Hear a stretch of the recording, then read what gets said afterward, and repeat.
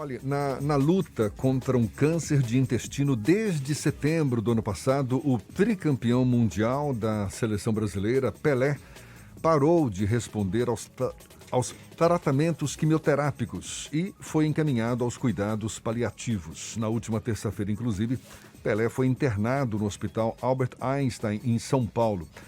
Sobre o assunto, esse drama que envolve nosso ídolo Pelé, a gente conversa agora com o presidente da Associação Brasileira de Hospitais e Clínicas de Transição, Dr. Frederico Berardo. Um prazer tê-lo aqui conosco. Bom dia, Dr. Frederico. Bom dia, Jefferson. É um prazer estar aqui. Obrigado pelo convite. A gente que agradece sua disponibilidade. Queria te perguntar inicialmente isso, o que seriam os cuidados paliativos que são feitos em pacientes dentro desse contexto de não responder mais a terapias convencionais, como, por exemplo, a quimioterapia?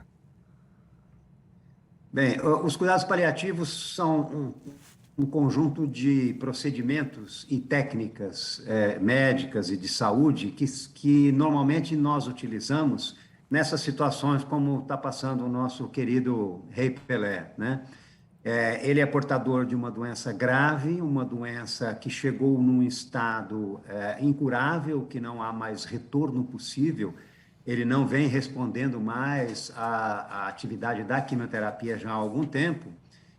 Então, nessa situação, a opção que se faz em nome de um fim de vida mais digno, em nome de um conforto para o paciente, utilizar uma série de técnicas que são os cuidados paliativos para que o paciente tenha um alívio de sintomas e tenha um conforto mesmo nesse final de vida. Então, são medicamentos, são técnicas, são procedimentos que são utilizados para que o paciente tenha realmente o mínimo de sofrimento, né, um controle de dor, um controle da insuficiência respiratória que muitas vezes acontece nessas situações, e você interrompe normalmente o tratamento, ora, que era um tratamento curativo, né, no caso dele a quimioterapia, mas que não estava funcionando mais e estava, em geral, nessas situações, esses tratamentos curativos, quando se insiste no uso deles e o paciente já não responde mais, eles passam a trazer uma série de inconvenientes e uma série de sofrimentos para o paciente, né?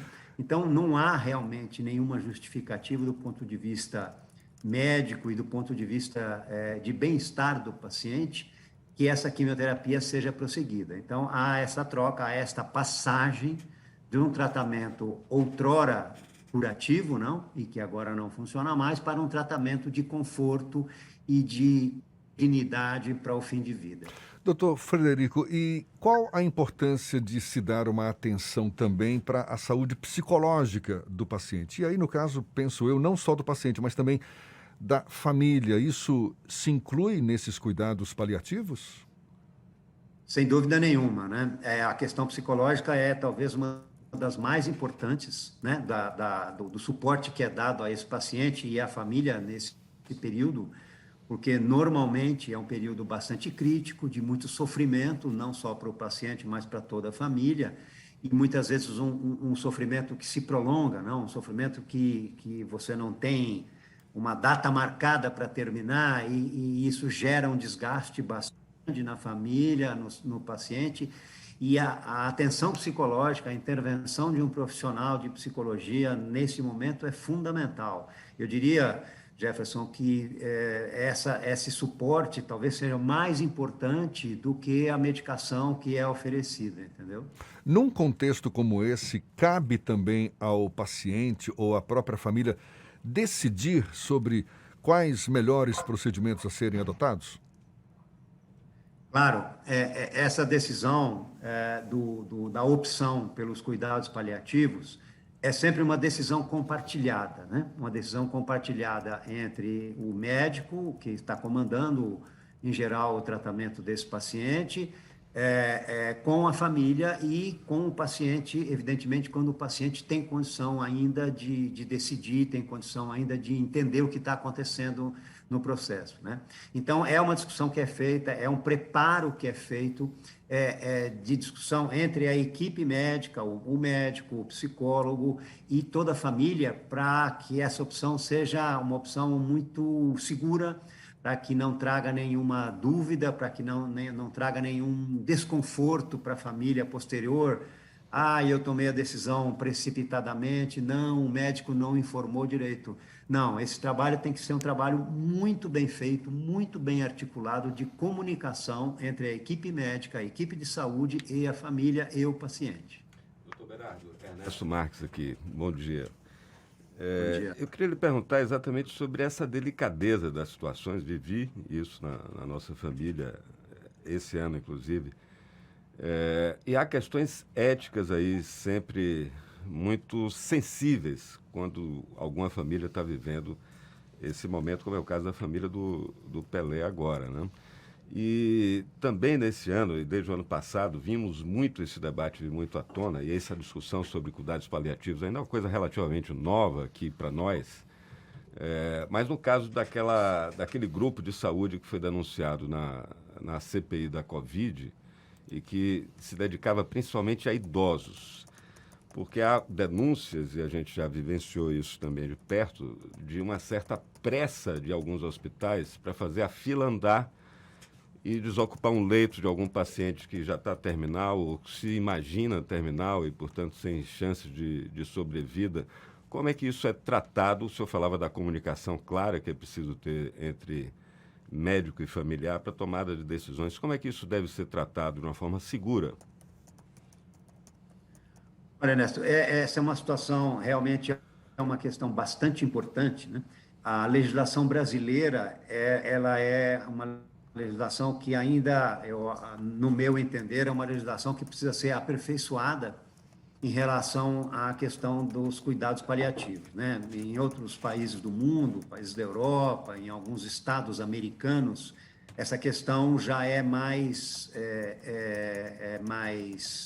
detalhada, já é mais entendida, né, pela comunidade de saúde e pelas pessoas, pelos familiares e pacientes, mas aqui no Brasil ainda existem pontos que deixam dúvidas se o cuidado paliativo está sendo um cuidado que está sendo utilizado para, como você disse, né, aquela situação crítica da pandemia, de apressar uma fila, de você liberar leitos para pacientes que ainda precisam, né? É uma discussão, é uma questão que ainda gera esse tipo de polêmica aqui no Brasil, mas eu digo para você que se você tem um diálogo franco, um diálogo aberto entre a equipe de saúde, principalmente pelo médico que está conduzindo, o médico tem conhecimento bastante claro do que são cuidados paliativos, do que pode e o que não pode ser feito do ponto de vista legal, e há um diálogo franco com a família, e a família entende bem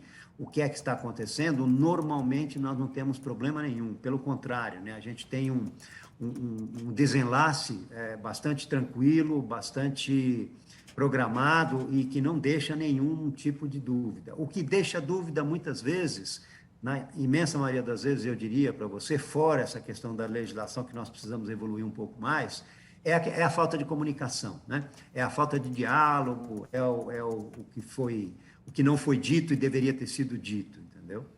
Ou até, às vezes, também já vi isso, doutor, em hospitais, me perdoe, há uma certa arrogância da medicina, principalmente quando está lidando com pacientes de famílias que têm menos acesso à informação. Muitas vezes isso se dá de forma até violenta, né? Como é que o paciente pode se proteger desse tipo de situação? Qual é a fonte realmente segura para que uma família se sinta segura também para autorizar a partida para essa fase, que já é uma fase de despedida mesmo, né? Daquela pessoa que está ali em estado terminal, né? Olha, realmente essa situação que você coloca, ela é bem delicada mesmo, né? Existe, a gente tem que admitir, né? Eu como médico já há muito tempo na estrada aqui, trabalhando com pacientes já desde que me formei há 40 anos, eu digo para você que existe ainda muitas vezes uma certa prepotência, uma certa arrogância mesmo, como você disse, por parte dos médicos a respeito das decisões a serem tomadas, né?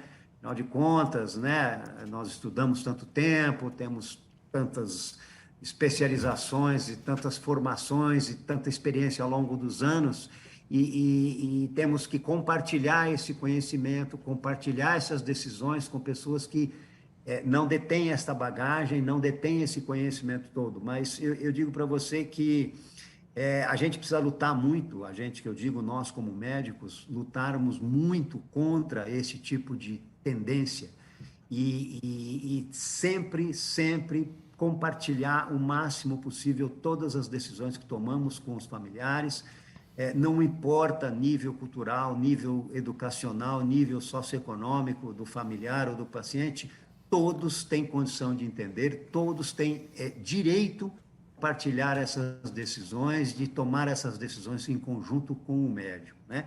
A gente precisa abrir essa discussão de uma maneira muito democrática, muito aberta, sempre o tempo todo. E eu digo para você, nesses anos todos, sempre quando a gente faz isso, a gente acaba acertando e acaba tomando a melhor decisão para o paciente e para a família. A gente está conversando aqui com o médico Frederico Berardo, que é também presidente da Associação Brasileira de Hospitais e Clínicas de Transição.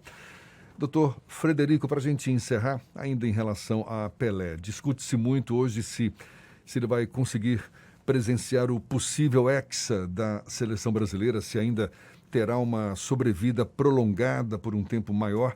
É possível fazer previsões, ou seja, precisar marcos para quem está numa situação irreversível como esta que parece ser a situação de Pelé?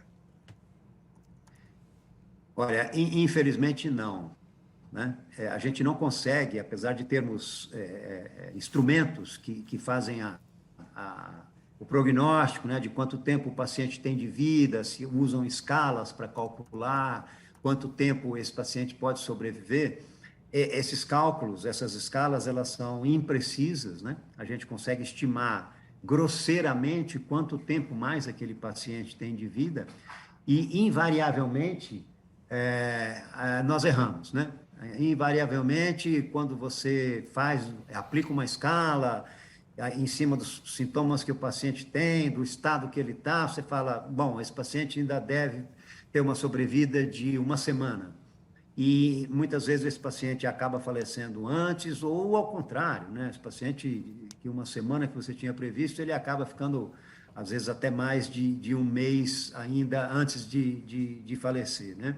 Então, nós estamos aí na metade final da Copa do Mundo, temos ainda 3 jogos para o Brasil, se o Brasil, né, avançar. Eu diria para você que acho possível que o nosso querido Rei Pelé consiga assistir, consiga chegar até o final da Copa e quiçá, ter a felicidade, ter a aventura de ver o Brasil campeão com o Hexa, né? Mas não diria para você que é uma certeza que a gente possa chegar aí até o final, não. E tenha certeza, é uma torcida aí de milhões de brasileiros também. Ontem, inclusive, fizeram uma homenagem belíssima, não é? Após a vitória do Brasil sobre a Coreia do Sul, estenderam lá uma faixa em homenagem a Pelé. Certamente muita gente torcendo por essa recuperação. Nada mais justo, né? Nada mais justo, nada mais justo. Doutor Frederico Berardo, muito obrigado pela sua disponibilidade, pela atenção dada aos nossos ouvintes. Um prazer falar com o senhor e seja sempre bem-vindo aqui. Um bom dia, até uma próxima então. Agradeço a oportunidade e estou à disposição de vocês para o que for preciso. Muito obrigado. Muito obrigado mais uma vez. Agora, 17 minutos para as 9 na tarde FM.